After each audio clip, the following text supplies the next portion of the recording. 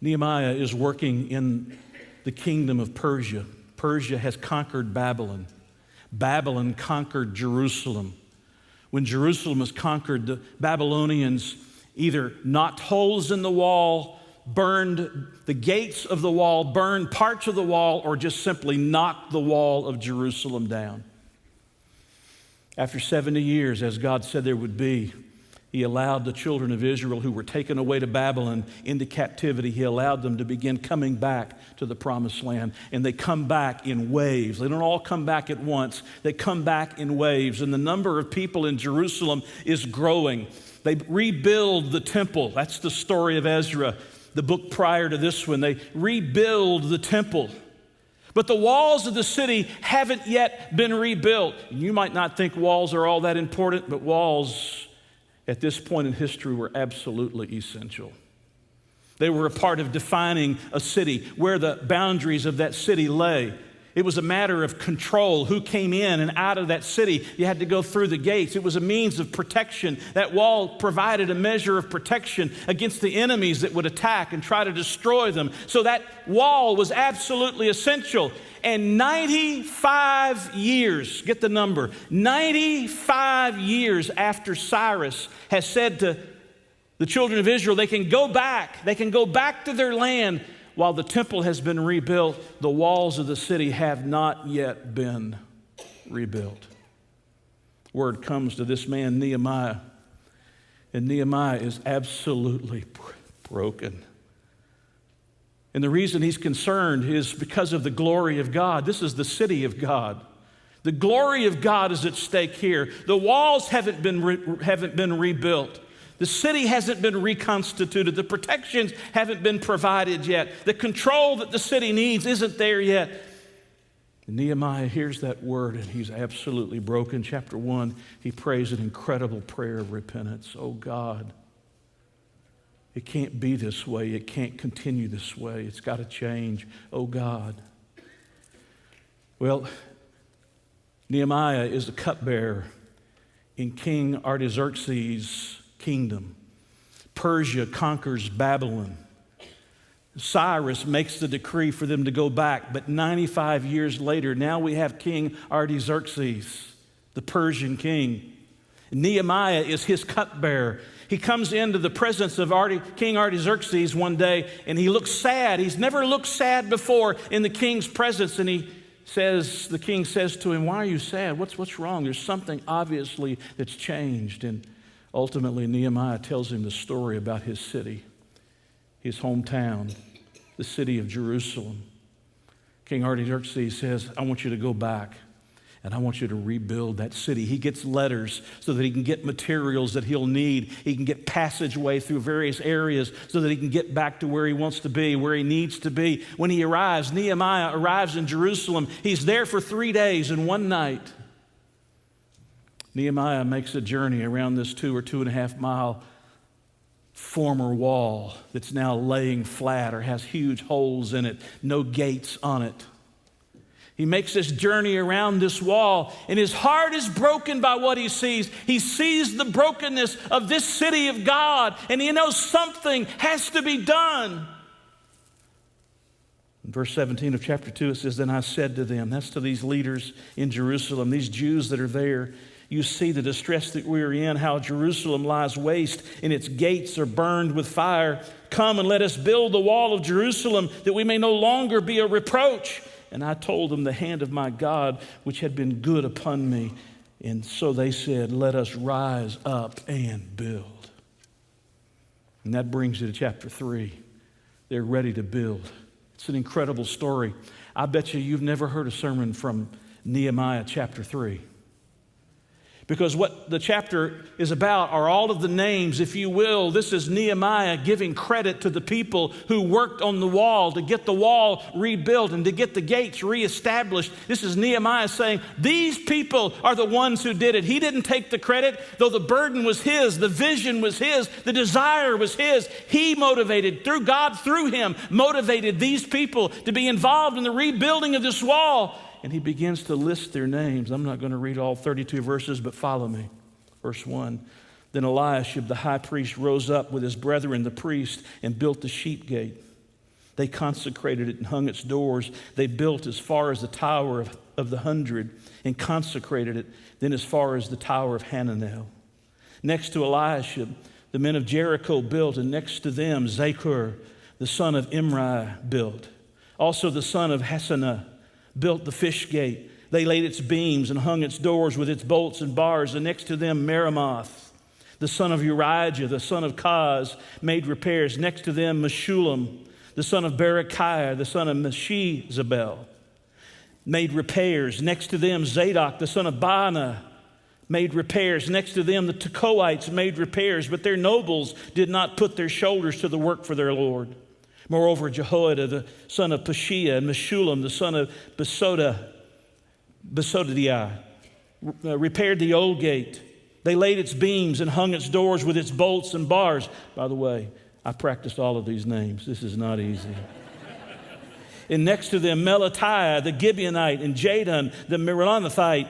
The men of Gibeon and Mizpah repaired the residence of the governor of the region beyond the river. Next to him, Uzziel, the son of Harhaiah, one of the goldsmiths, made repairs. Also next to him, Hananiah, and one of the perfumers made repairs, and they fortified Jerusalem as far as the broad wall. And that's how the story goes.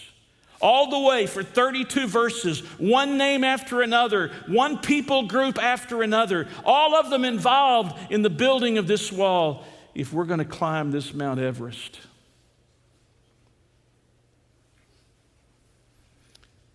if we're going to change this world,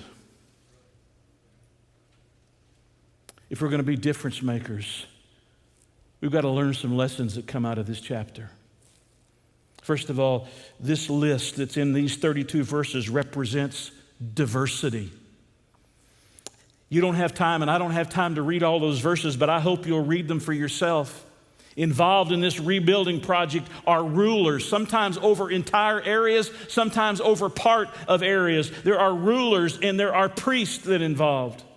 There are both men and women that are involved in this task. Will you look at verse 12? And next to him was Shallum, the son of Halusheth, leader of half the district of Jerusalem. He and his daughters made repairs.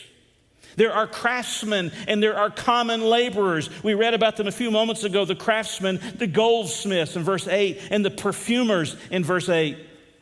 There are people that live outside the city that have to travel a distance to get there. You see them in verse 2, Jericho, or down in verse 7, Gibeon and Mizpah, or the Tekoites. They all have to travel to get there, but there are others that work right close to their houses. They work right up next to their house. You notice verse 10? Next to them, Jediah, the son of Harumaph, made repairs in front of his house. Several other times it says that they were working right next to their house. So some traveled from distances to get there. Some are right there at home, right close to their house. There are married people in this list. There are even 2 single men listed in this. What are you telling me, preacher? I'm telling you that the rebuilding of this wall took diversity. It took everybody, people from all kinds of backgrounds and people from all kinds of opportunity, all kinds of laborers, all kinds of skills. It took all kinds of people. There was diversity. There was men and there was women. There were people who were willing to put their hand to the task and work. There's diversity. Do you realize that the work of the church of taking the gospel to the ends of the earth and caring for people and reaching out to those that are broken can't be done by a select few?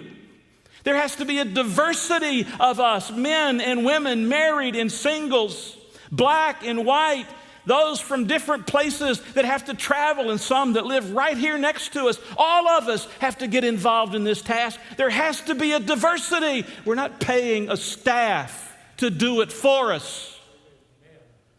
You have a staff like Nehemiah to help you to get it done. This list represents diversity. This list represents availability.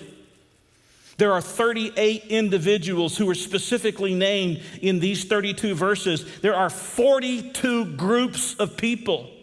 that are working together. And there are probably subgroups. You can imagine you've got some out here that are gathering the brick and the rocks and they're bringing it. And these here are taking the bricks and the rocks and handing it to the people that are on the wall. And you got somebody over here who's mixing the mortar or whatever they were using in order to put the wall back in place. They all made themselves available. By the way, listen to me. They didn't ask to do only what they could do. Well, I don't have that ability. I don't have that skill. That's not who I am. I doubt the daughters that were mentioned here were skilled at bricklaying and rock laying. The perfumers certainly weren't. The goldsmiths certainly weren't. The Levites, the priests, they certainly weren't.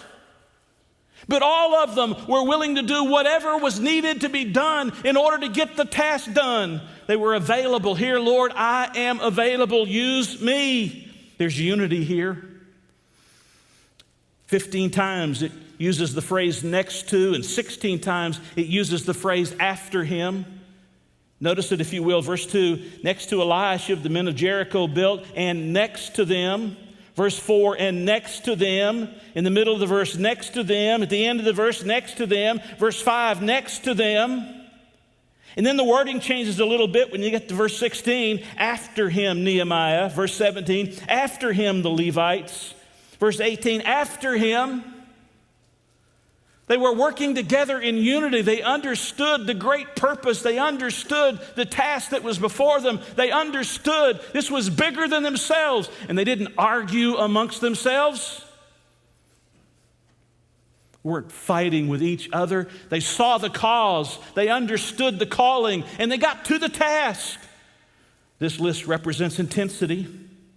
There are several here who did more than their part. Notice, if you will, verse 11. Malchijah, the son of Haram, and Hashub, the son of Pahath Moab, rebuilt, here it is, another section. In verse 19, in the middle of the verse, it says they built another section. Another group in verse 21 built another section. In verse 24, another group built another section. In verse 27, another section. In verse 30, they built another section. In other words, they had a responsibility, and when they got it done, they didn't quit. They just kept moving to the next part of the wall, and they just kept building and kept building and kept building. And there's one particular in verse 20. After him, Baruch, the son of Zabbai, carefully, see the word? Carefully repaired. It's a strong Hebrew word that means to burn or to blaze or to glow. It can mean with anger, but here it means with zeal. I mean, he's up early in the morning and to bed late at night. He's working all through the day. He didn't want to take all the breaks. He wants to get this job done. There's unity. There's intensity. There's priority. This list represents priority. Where do they start and where do they end? Verse 1, they start with building the sheep gate. And where do they end? At the sheep gate. Do you know what the sheep gate is?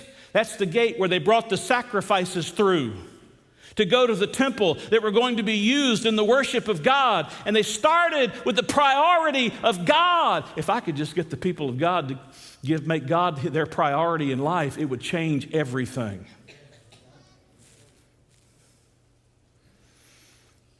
And then there was tenacity. There was tenacity. If you look at chapter 4, you'll notice that this wasn't an easy process because there's always people that resist. Can I just get it through our skulls, mine included? Get it through our skulls. If we're doing the work of God and we're following God and we're putting our hand to the plow and we're doing what God called us to do, there will always be people to oppose us. It will always be the case. There were Sanballat and Tobiah who kept stirring up trouble. Listen to verse 17 of chapter 4. Those who built on the wall and those who carried burdens loaded themselves so that with one hand they worked at construction and with the other hand they held a weapon. They were building and they were battling. They were building and they were battling. And that's how it goes through the entire process. Sanballat and Tobiah keep trying to stop the progress. They keep trying to keep people from being involved. They try to keep the walls from being built. But I want you to notice chapter 6, verse 15. I want you to notice the amazing things that happen when people work together. When they work with one heart and with one mind. Chapter 6, verse 15. So the wall was finished on the 25th day of Elul in 52 days. Wow. This enormous task, this Mount Everest that seemed impossible, this task that lay for 95 years. Do you get the number? The walls lay there for 95 years. In 52 days, they had rebuilt those walls, they had plugged up the holes, they had rebuilt the gates, rehung the gates, made sure that they had locks on the gates, the bars and the locks, mentioned over and over, the bars and the locks. They had it all done, 52 days. How do you do that? When everybody sees the need and everybody says, I'm going to do my part.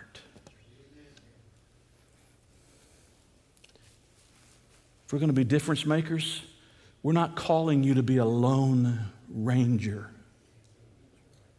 We're calling you to join a team and say together we will work with one heart and one mind, and we will see God use us, and we will turn back the enemy that wants to stop us, but we will make a difference. And we will change this world. You got to get off your haunches and get in the battle and get in the work and get in what we're doing. It's time to stop saying, well, I'm going to leave that for somebody else. It's time for us to do what we can do and then do some more as well. I'm reminded of what D.L. Moody said. The great evangelist said, a great many people have a false concept of the church. They've got the idea that the church is a place to rest in, to get into a nicely cushioned pew and contribute to the charities. Thus, they listen to the minister. They do their share to keep the church out of bankruptcy, but that's all they want. The idea of work for them, actually work in the church, never enters their mind. Listen, folks, caring for broken people hurts. It's work. It takes time and effort. You can't be running all over the countryside all the time. If you're going to serve Jesus Christ, you've got to stop sometimes and say, God, this is my task. I'm going to do it with all of my being, all of the energy that I have. I will give myself to helping broken people by being a difference maker. See, how do I respond to this, Pastor? You're preaching pretty hard this morning. I know, I'm trying to get this one out of the way. How do we respond? Number one, you got to join the team. You got to join the team. You got to quit hanging out on the fringes. You got to quit saying, well, I enjoy coming to this church, but I don't want to be a member of this church. I want to see what all you're doing, and I want to sit in the pews, and I want to cheer the rest of you on, but I don't want to get in and be a part of the team. You got to join the team. You got to go to work. You got to go to work. You got to recognize that it's not about sitting in a pew every Sunday morning. This is a time of discipleship. This is a time of Bible study. This is a time of learning the Word. This is a time of motivation. This is a time of challenge. But we leave here to do the work of ministering to broken people, and we go to work. Number three, you got to do your part. I can't do your part and you can't do my part, but each of us has a part to play, and we got to do our part, and we got to stay committed. That's number four. We got to stay committed. We got to stay committed. There's so many people that are in a little while and out a little while, and in a little while and out a little while, and in a little while and out a little while. They stump their toe and they don't show up. Why is it that it takes the whole family to stay home with one sick child?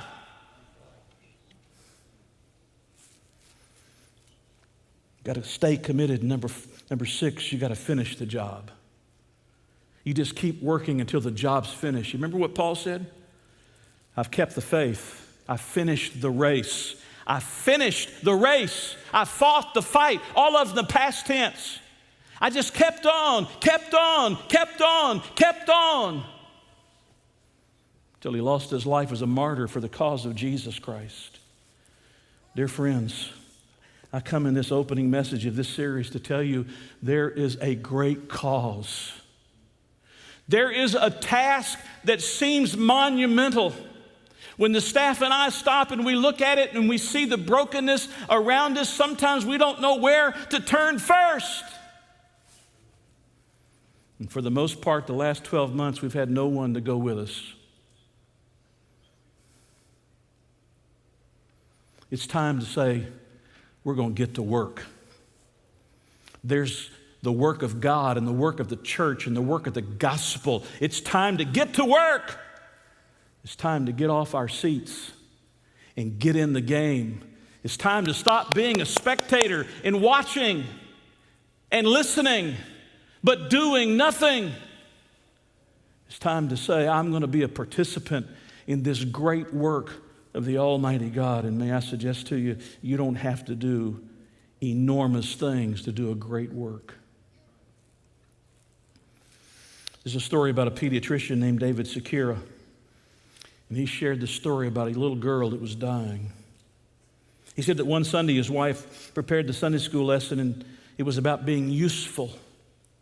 She taught the children about how God wants to use them and how he wants their lives to be useful to him. He said that the kids quietly listened to his wife as she was teaching, and as the lesson ended, there was a moment of silence, and a little girl named Sarah spoke up. So his wife said, "What can I do?" The little girl said, I should say, what can I do? I don't know how to do anything useful. Sarah said, what can I do? I don't know how to do anything useful. His wife, he said, wasn't anticipating that kind of response.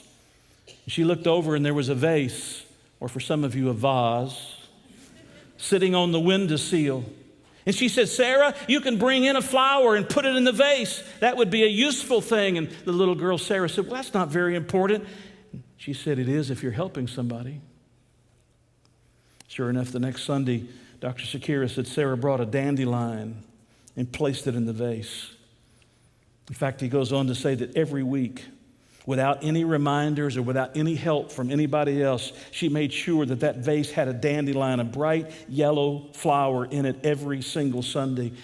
Dr. Sekira's wife told the preacher about this little girl for several weeks, what she had done, and he decided to use her in an illustration. So he brought the vase upstairs, the vase upstairs, and put it up next to his pulpit, and he used it as a sermon illustration with that little yellow flower in it, and everybody was touched by the service of this little girl bringing that flower every Sunday. The same week that he gave that message, Dr. Sekira got a call from Sarah's parents. They were worried that Sarah was not doing well. She had less energy. She didn't have an appetite. Obviously, he offered them reassurances, but they had her to come in, and he did all this battery of tests, all the examinations, and he says that when the paperwork came back, it was sitting in his lap, and he was sitting numbly in his office. He said the results were tragic. She had a quick-moving, fatal disease. On his way home, he stopped by the house of this family that he knew from his church and who he treated the daughter as a patient. Sat down at the table with the parents and said, Sarah's genetics and this disease are going to attack her small body, and it's going to be a horrible mix. You can imagine the brokenness. You can imagine how difficult it was. After time passed, Sarah became confined to the bed, into the visits that people would make to her because she couldn't get out. She lost her smile, he said. She lost most of her weight. And then it came, another phone call. It was Sarah's mother. She asked Dr. Sekira to come to her. He dropped everything, he said, and went immediately to the house. And there was a small bundle, a little girl. She could barely move. After a short examination, he knew Sarah would soon be leaving the world. He urged her parents to spend as much time with her as you can. That was Friday afternoon. On Sunday morning, Dr. Sakara said the sermon was going and the singing was going, but he said it was just empty inside of me.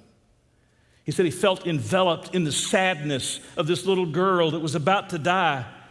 But at the end of the sermon, the pastor suddenly stopped speaking and his eyes wide open started looking at the back of the church in utter amazement. And people saw it and they all began to turn and began to look that way. And in walked the parents of Sarah, and it was Sarah wrapped up in this bundled blanket all around her, and in one hand was a dandelion. She didn't sit in the back row, he said. She slowly walked down to the front of the church where her vase was still perched by the pulpit. She put her flower in the vase and a piece of paper beside it, and then she returned to her parents. And seeing this obviously touched the whole congregation. And when the service came to an end, they all gathered around the family and gathered around little Sarah, and everybody was offering encouragement. But 4 days later, Sarah was gone. Dr. Sakara said that he wasn't expecting it, but at the funeral, the pastor asked if he could see him when the service was over. They met out by the cars, out at the cemetery, out by the cars, and in a low voice, the pastor said, "Dave," that's Dr. Sakara, by the way, "Dave, I got something you ought to see." He pulled out of his pocket the piece of paper that Sarah had left by the vase, and holding it out to him, he said, "You'd better keep this. It may help you in your line of work." Dr. Sakara opened that folded piece of paper, and in pink crayon, Sarah had written the words, "Dear God, this vase has been the biggest honor of my life." Signed, Sarah. Dr. Sakara said the note helped him to understand that life is an opportunity to serve God by serving people. And as Sarah had put it, he said, that's the biggest honor of all. Church, it's time to go to work. It's time to get off the pew and get back in the game. It's time to stop sitting at home unless you have some kind of a health issue that means you used to stay away for a little while longer. It's time to put your hand to the plow and go to work. There are people who desperately need the hope that only Jesus can bring them.